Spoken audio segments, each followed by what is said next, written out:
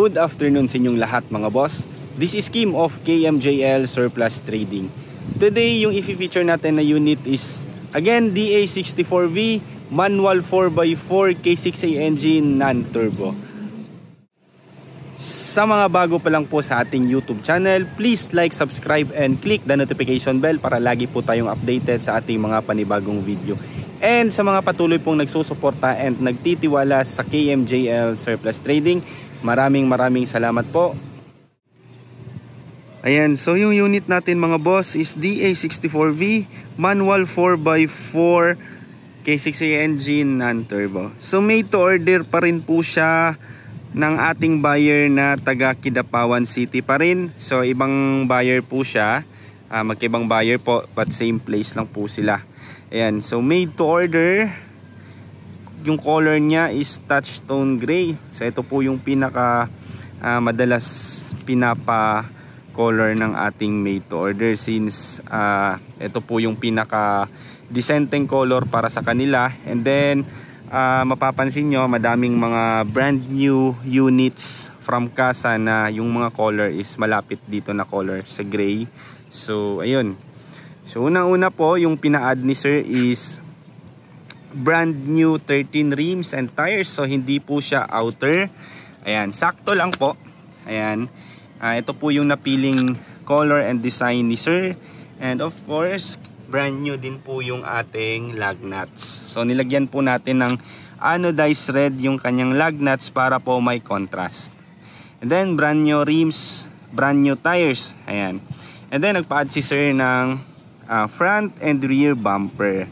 Ayan. So si front and rear bumper mga boss, laking tulong talaga siya kung sakaling may mga mabubunggo tayo.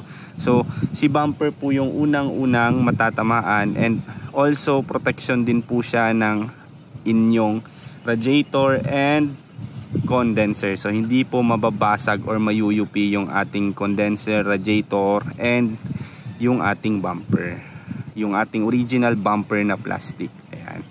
Headlight napakalinaw, kasama na din po siya sa pagbabuff. Ayan. So meron din po siyang rain visor. Ayan, kasama na po to sa package, libre na po yan. And meron din po siyang 3M tint. Ayan. So sa harap magic tint, sa front medium, super black, and sa pinakalikod is medium. So vision po sa likod is yung ating vision ng center mirror, and then dito naman sa window is vision ng ating side mirror, and then dito yung pinaka vision ng driver. So kailangan talaga lighter yung ating tint dito mga boss, and then nilagyan natin ng magic tint para mas may privacy, so lalong hindi tayo makikita sa loob. And si tint naman mga boss, isa din po siya sa nakakapagtulong na mas lumamig yung aircon natin sa loob or yung temperature natin sa loob, kasi nga si tint is meron po siyang heat rejection. Ayun. Yan, so makikita nyo mga boss, yung kanyang color is touch tone gray. Napakakintab talaga ng ating gawang mga pintura. And so share ko lang mga boss, before pa po kami umabot sa surplus, gumagawa na talaga kami ng mga paint jobs before sa mga commercials units. Ayan. So ito yung, ayan, makikita nyo yung kanyang metallic. Yan, so interior niya mga boss, ito yung pina-add nila. Ito yung pinili ni sir na designs and color ng ating upholstery. So kasama na din po yung pillow. Ito yung combination na gusto niya, black and dark beige. Ayan. Hanggang dito sa kanyang back seat, meron siyang combination na dark and black black and dark beige. Ayan. So wala po siyang upholstery sa ceiling. Mas gusto po ni sir ng stock yung ating ceiling. Ayan. So meron din po siyang touchscreen stereo with backing camera. Ayan, so ito po yung steel bumper sa likod. Ayan. Ito yung camera ng ating backing camera. Ito po yung vision ng ating likod. Ayan. So, yung ating backseat mga boss is kaya po siyang upuan ng mga bata. Siguro I think mga 7 to 8 years old, basta hindi lang po gaano katangkaran. Ayan. Kasi high roof naman po yung ating unit. So, manual 4x4 K6 engine non-turbo. Ayan. Wala po siyang dashcam, wala po siyang masyadong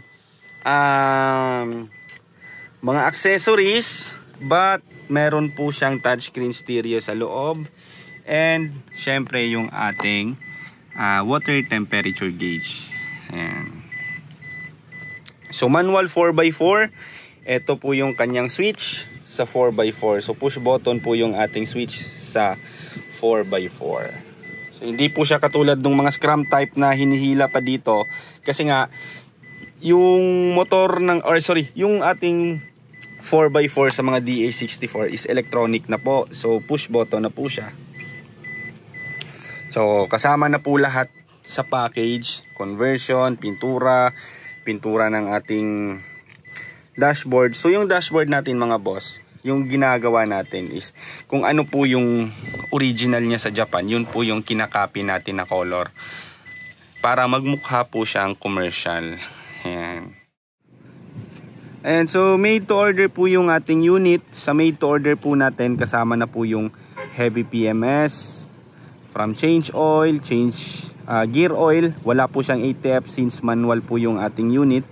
And then yung mga under chassis na kailangan palitan mga boss, like for example ball joint, stabilizer link, mga bushing, rubber ng shock mount. Especially yung ating shock kung busted, papalitan natin ng Surplus, Japan Surplus.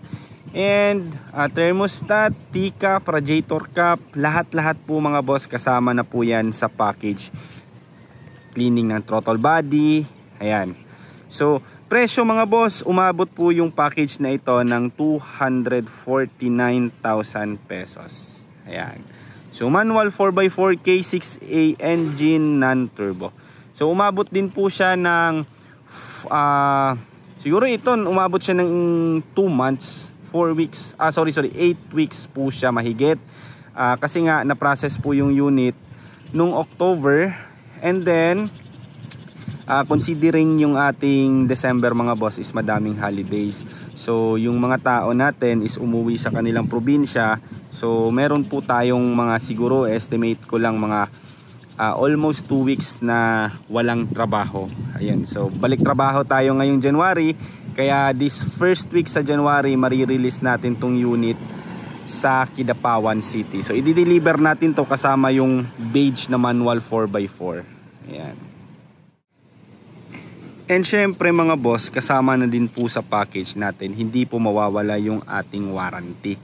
So ayun nga, before nga natin re-release, especially pagka malayo dito sa amin sa Turil, Davao City, niro-road test talaga namin ng ilang beses para every road test hindi talaga may iwasan na may mga makikita tayong konting problema. Para at least pagka-release ng ating unit sa buyer, wala na magiging problema. And kung may problema naman konti, konti na lang talaga. And medyo manageable naman.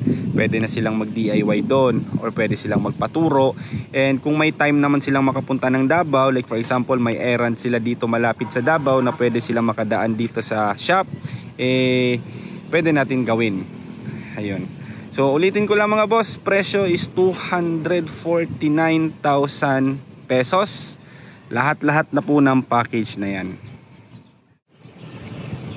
Ayun, so sa mga gusto pong magpa-quotate, mag-inquire, message lang po kayo sa ating official Facebook page na KMJL Surplus Trading.